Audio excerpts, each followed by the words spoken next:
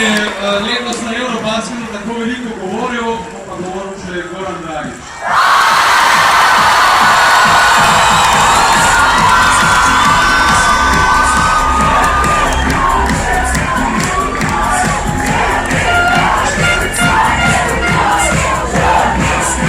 Hvala.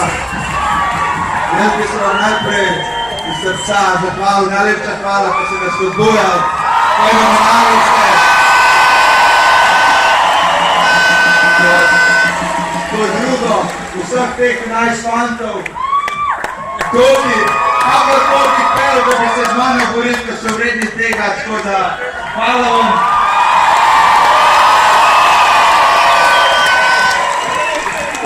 Naslednje stopilke ste pa vi, ne? Najboljši navijači na svetu, tudi takrat, ker nam ni šlo, ste bili z nami in še enkrat